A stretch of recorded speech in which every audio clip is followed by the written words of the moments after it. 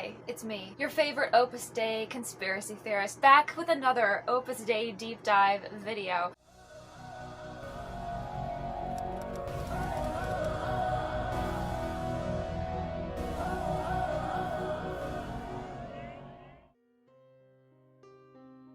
I think my own idealism as a Catholic teenager was very much about converting the world to Catholicism.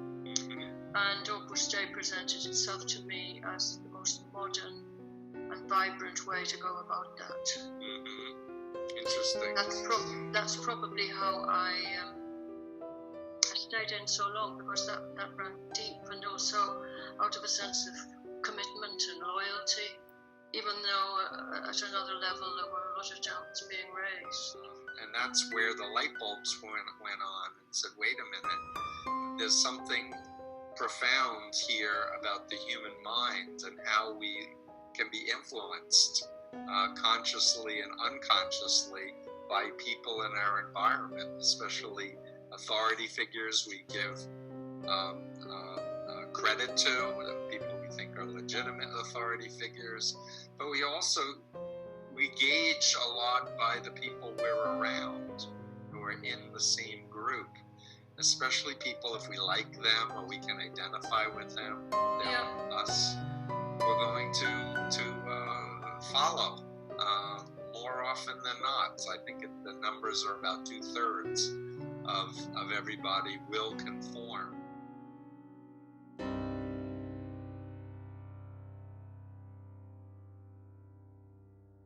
If you saw the video that I posted last week sometime, you know that I have been struggling with where to film, how to film, living full-time in an RV with an air conditioner and animals and so on and so forth.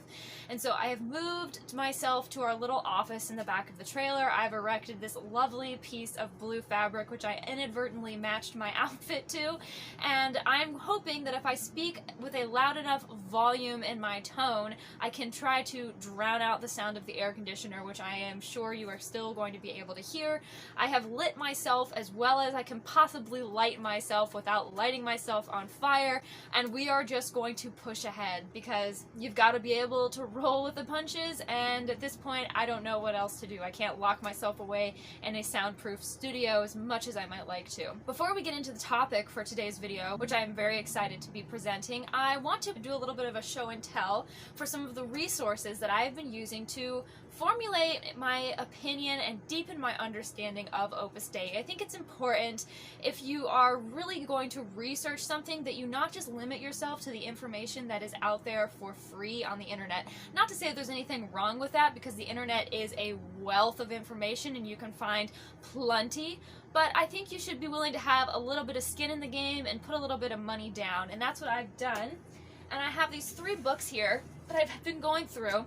I am halfway and 1/3 of the way through 2 of them, and I haven't even started the other one. But I chose these books for a very specific reason, because I thought that these 3 books would give me a well-rounded understanding of Opus Dei, because they come from 3 distinct perspectives. The first book is a very well-known book by John L. Allen Jr. called Opus Dei, and from my understanding it is just a broad but comprehensive breakdown of Opus Dei. From the little bit that I have skimmed through it, the font is very tiny, there's plenty of information, but he kind of just goes over Opus Dei as a whole without getting too exhaustively into the details. I haven't started on this book yet, but I'm excited to. I think that it's really going to just reconfirm everything that I've already learned, and it'll just be a very factual read, which I think is important. I think presenting the facts about this organization and everything that they have going on is key when it comes to combating the issues within the organization. So, Opus Dei by John L. Allen. I will let you know whenever I start reading it what I think of it, but I think it's going to be good. The second book, I chose this book very purposefully. I knew exactly what it was going to be when I got it. It has been painful to read, but it is women of Opus Dei in their own words. And I thought, what better way to get information about Opus Dei but from the horse's mouth? And I gotta tell you, I got exactly what I thought I was going to get. This thing is very easy to read. It's not very deep. It's a whole collection of stories and interviews from women who have dedicated their lives to Opus Dei as numeraries, supernumeraries, and numerary assistants, basically waxing eloquent about how wonderful Opus Dei is, how it has helped them lead more fulfilling lives, yada yada yada yada yada. It is pure propaganda. It is like reading a recruitment pamphlet for Opus Dei, and I am halfway through it. I have been writing notes in the margin. I mean, I bought these books. These aren't library books, so I feel like I can write in the margins if I really need to. It's interesting because it's a perfect illustration of the kind of people that are drawn to Opus Dei, and it perfectly illustrates the fact that Opus Dei really, really wants you to believe that it is for everyone and that it is very, very woman positive. Of course, from printing to binding, this entire thing is approved by Opus Dei, so you will not find one dissenting word about the organization. Every single interview is perfectly set up so that there are questions about some of the controversies sprinkled in there, and these members are very quick to dispute them and then move right along. I know that that was done intentionally, but like I said, I wanted to read this book and really get it from the horse's mouth. Like I said, I'm halfway through it, maybe a little bit more than halfway, and I need to finish it, but to be honest, it was just so saccharine and ridiculous that I needed to take a break. And so I moved on to my third and final book, and this book, out of the three so far, is my absolute favorite. It is the very well-known Inside Opus Dei by Maria del Carmen Tapia, who was a member of Opus Dei for 18 years, and she joined Opus Dei back when the organization was still in its infancy in Spain, before it became a personal prelature, before it even had its constitutions and bylaws written out. She was really on the front lines of the organization growing and moving and taking over the Catholic world, as it were. And so her perspective is incredibly valuable, and she gives an awesome insight into what it was like to be a woman in Opus Dei back when the organization was really just starting to take off.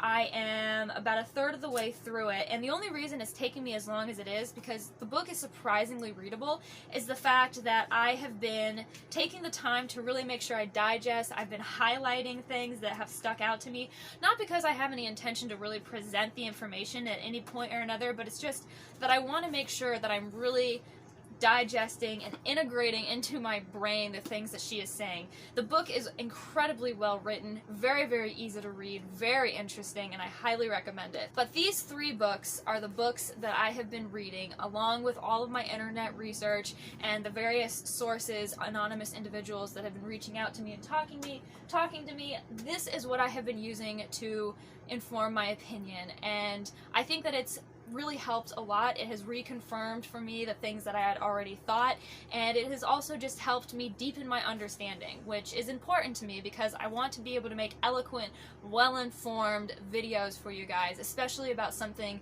which is as controversial as this seems to be. And with that said, I want to go ahead and get into today's topic. I chose to wait to make this type of video about Opus Dei, even though I've had this thought in the back of my mind from the very beginning.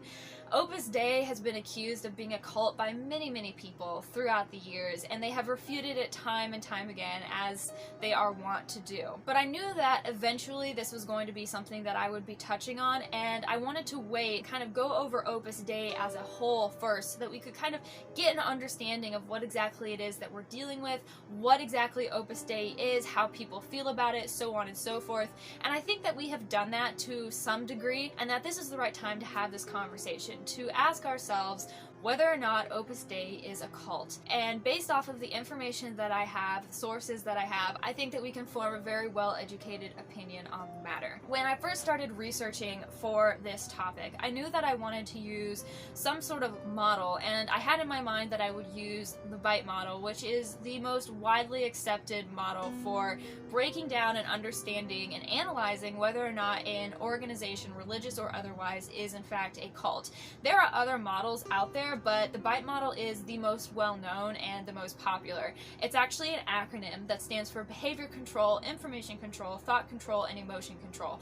And based on whether or not an organization meets so many wickets within that acronym, you can really kind of conclude whether or not that organization is in fact a cult or just has some cult-like tendencies. The BITE model was created by a gentleman named Steven Hassan, who himself was a member and survivor of the very infamous Moonies cult. And so if there's anyone who really has an understanding of how cults work and operate, it's going to be somebody who was on the inside and then has come out on the other side of all of that and has used their experiences to try to help other people. Luckily for me, it turns out that Steven Hassan had already done a lot of the legwork for me when it came to researching all this and gathering information, because as it turns out, sometime last year he interviewed a woman named Eileen Johnson, who was a member of Opus Dei for 11 years, and they talked about Opus Dei's practices, treatment of their members, member behavior, and whether or not Opus Dei is a cult.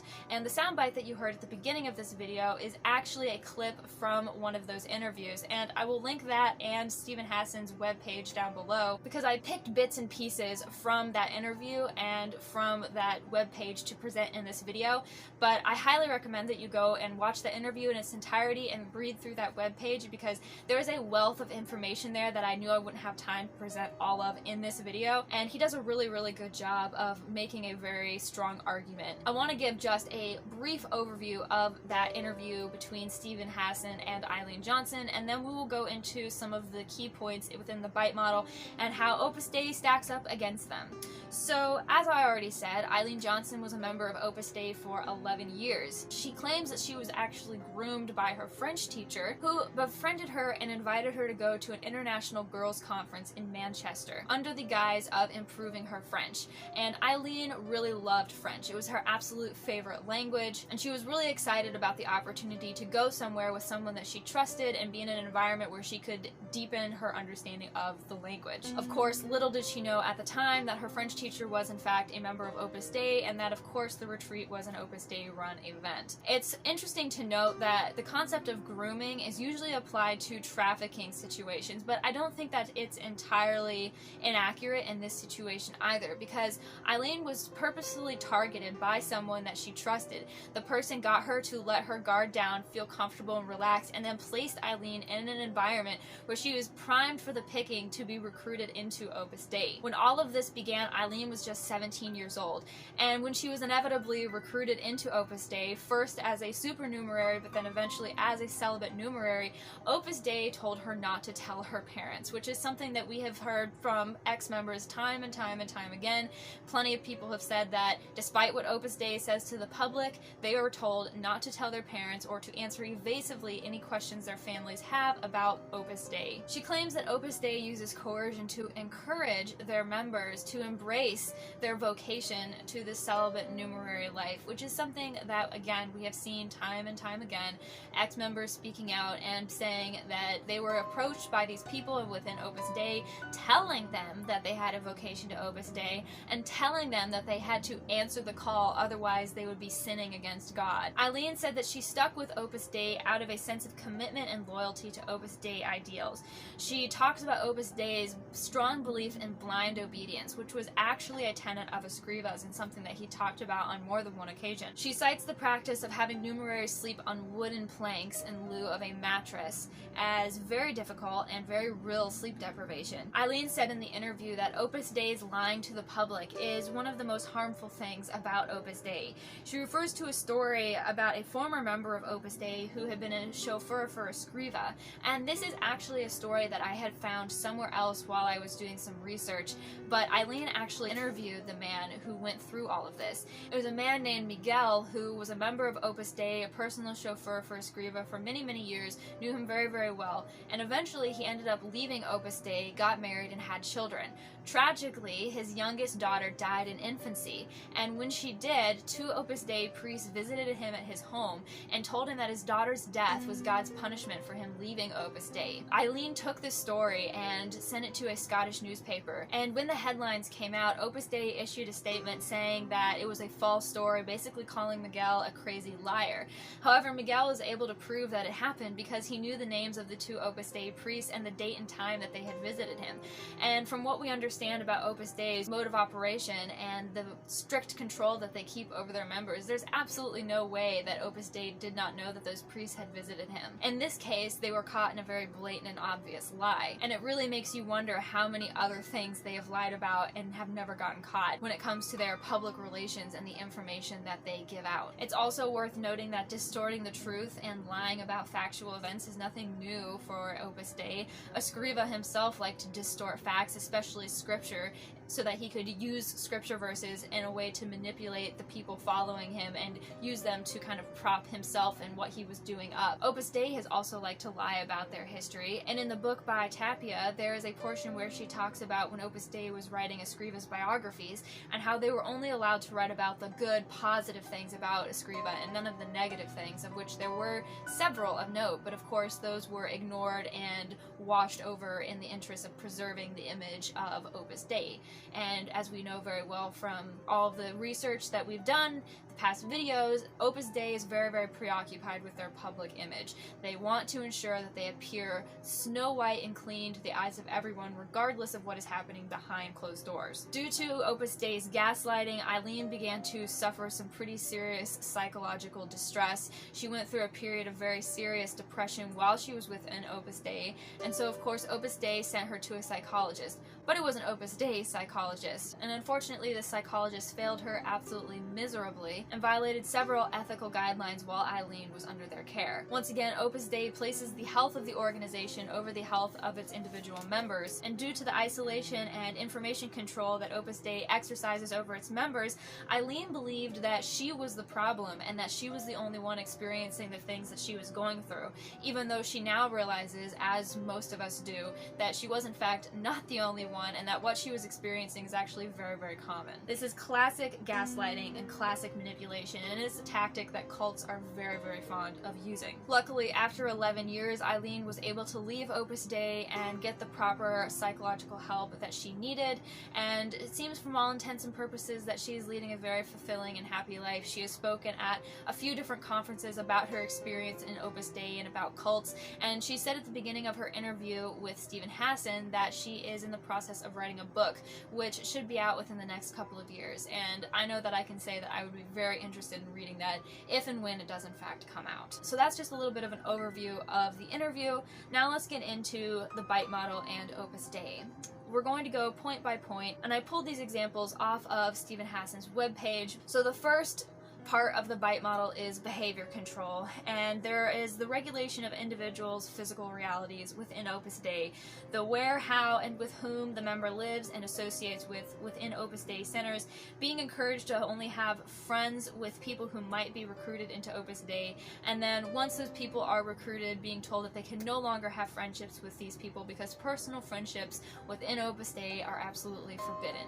And why not? Because if people can maintain those friendships and have strong bonds to anyone other than the organization, they might eventually put their heads together and realize that they're being gaslit and that they need to get out. There's also the sleep deprivation, like we mentioned before, sleeping on wood planks without a mattress, being required to sleep without a pillow on one night of the week, and an all-night vigil one night of the month where members must sign up to pray a 2-hour slot at some point during the night, which you have to imagine you're already having trouble sleeping, you're having to sleep on these wooden planks, especially if it's in the winter time. It's going to be absolutely miserable, and now on top of it you have to get up and go pray somewhere for 2 hours out of your night. Your sleep schedule is going to be an absolute disaster, and that's going to affect your overall mental health and your ability to process and understand what is happening around you. There's financial dependence, something that I figured was probably going on but I really didn't know too much about, but one member was required to cancel their credit card, and if they had remained in Opus Dei for more than 5 years, they would have been required to sign over any inheritance that they received. And of course, individualism is discouraged and groupthink prevails. Individualism is always referred to as just selfishness. And then moving on to the eye and bite information control, there's the use of deception, deliberately withholding information, i.e. not being forthcoming with potential members about the financial control, sleeping on wooden planks, taking cold showers, or being required to get rid of personal mementos. They're not allowed to keep anything that will remind them of their life before or outside of Opus Dei. Opus Dei centers will control critical information. They screen ingoing and outgoing mail, any information that they deem would be a distraction to Opus Dei members. So that could include anything from a sickness in the family to the death of a relative. Information is not freely accessible because, quote, it would be dangerous to one's vocation to read anything critical to their Catholic faith or Opus Dei vocation. It would be considered an occasion of sin. Just having free access to information, being able to critically analyze what's going on, being able to ask critical questions would be seen as an occasion of sin. And then the last that I have listed here, and this one just really got me, members are encouraged to spy on each other in the form of fraternal correction, and all information is given to the directors. So there is absolutely zero privacy, and there's a feeling of always being watched. Moving on to thought control, there's the need to internalize the group's doctrine as truth. The truth, as expounded by Opus Dei, is believed, and members become like puppets in the hands of the directors. There's very black and white thinking within Opus Dei. If you obey the directors, you're doing the will of God. If you live according to the spirit of Opus Dei, you are doing the will of God. Anything else is seen as bad spirit. There's also the use of loaded language, a technique designed to further constrict rather than expand critical thinking. A common thought-terminating cliche is, they will not understand, which is something that new members are told to tell their family members anytime questions arise about Opus Dei. They are told to tell their families they simply cannot understand Opus Dei, that Opus Dei's ways are just out of their reach, that they just would not understand, and that essentially shuts down any further conversation, productive conversation that could be had about this organization that these parents' children are becoming involved in at way too young of ages most of the time. No alternative belief system is seen as good or legitimate or useful. There is only the way, and all other orders within the Catholic Church are looked at questionably. So it's not even that Opus Dei is saying, hey, you can't be a Freemason, hey, you can't be a Shriner, hey, you can't be a Boy Scout. They're saying, no, you can't even join any of the other organizations within the Catholic Church. No one has it figured out but us. No one has the information but us. No one can show you how to get to heaven and save your soul but us. And that essentially allows Opus Dei to maintain a tight control over the members that they have underneath of them and ensure that they are not going anywhere anytime soon, because most of these members are very good Catholic people who are primarily preoccupied with saving their souls and trying to get to heaven. And lastly, we have emotion control. There is, of course, the gaslighting, which is incredibly common, happens all the time, and drives me up a wall. Gaslighting is my least favorite thing. I absolutely hate it. I've been gaslit in relationships, I've been gaslit in friendships, I've been gaslit by religion. It sucks, and it's something that happens way too often, and a lot of the time the really sinister thing about it is that you don't realize that you were gaslit until you're on the outside looking back in, which is what has happened so many times with Opus Dei. Members are constantly under pressure that they are not living up to their full potential. One ex-member described being told by an Opus Dei priest that if one passed a piece of lint on the carpet and did not pick it up, it was a sin because they did not take the opportunity to offer that act up to God.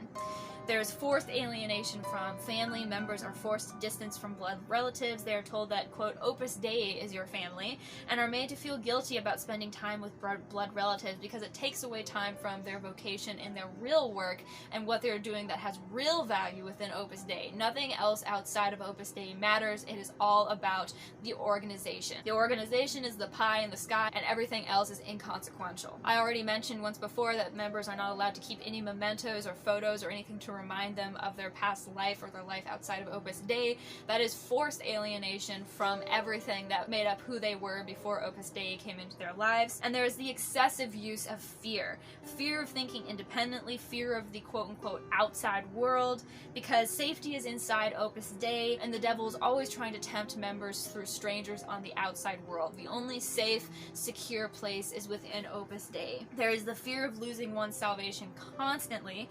Numerators are often told that they will be damned if they leave Opus Dei. Terrible consequences would ensue for those who left, including excommunication from the Catholic Church. I'm not even 100% sure if Opus Dei can do that, because excommunication is a really, really big deal. But the fact of the matter is, if a member has been within this organization for so long, they have completely lost the ability to think critically for themselves, and so they probably don't even realize that this is a flat-out lie. Opus Dei likes to say that their members are free to come and go and free to leave at any time they choose. They've said this on multiple occasions to the public, but the fact of the matter is, what Opus Dei really means is that its members are free to go to hell.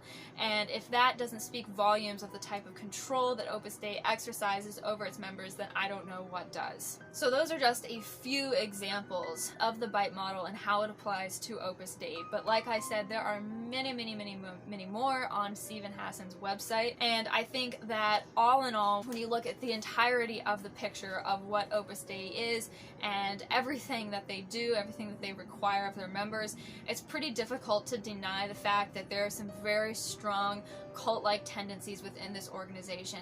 And I don't have any problem considering this organization a religious cult. I don't think that that is far-fetched or out of the question or just so terribly crazy. And when I was writing this outline, I had some thoughts come to me, and I ended up jotting them down because I think they're important. They're important to this conversation, especially when it comes to talking to people who would defend Opus Dei and who would try to justify the things that Opus Dei has done. I think it's worth noting that there are people who truly do have a calling to service in religious life.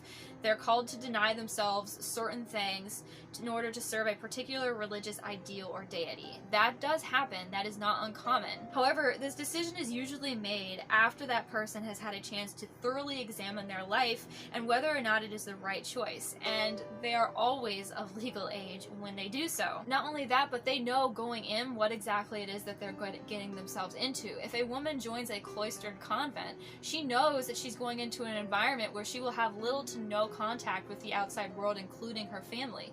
If a monk decides to go and live in a monastery somewhere, he knows that he's probably going to be spending the majority of the time tending to a garden and praying. That is a lifestyle that these people are attracted to, and they go into it with the full knowledge of what it is that they're going to be doing.